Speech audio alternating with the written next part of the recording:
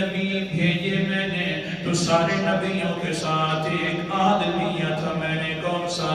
میں تمہیں کتاب بھی دوں گا، رسالت بھی دوں گا، حکمت سے بھی نوازوں گا، لیکن دھیان کرنا ثم جاءکم رسول مصدق لما معکم۔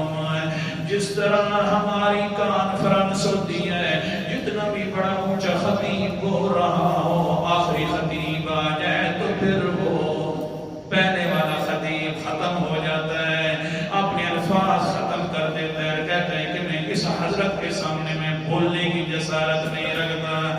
دھیان کرنا، میرا جو اونچا خطیب آئے گا، پیغمبر علیہ السلام جس وقت بیٹھے ہوئے ہوں، خطابت اپنی چمکا رہے ہوں، تمہاری نبوت والی خطابت ہوگی، حکمت بھی ہوگی، ساتھ ساتھ میری کتاب کا پرچار بھی کر رہے ہوں گے، لیکن کیا ہوگے؟ ثم جاءکم رسول، آ جائے تمہارے پاس عظیم الشان رسول اور خطیب۔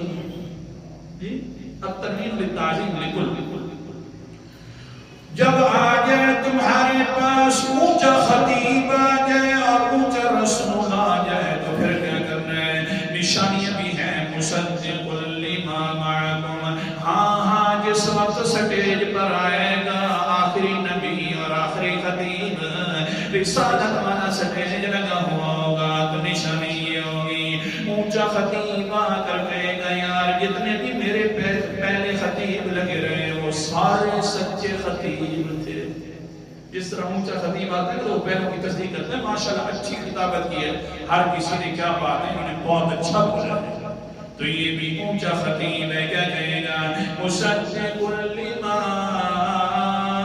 معکم، جتنی چیزیں تمہارے پاس موجود ہوں گی ساروں کی تصدیق کرے گا۔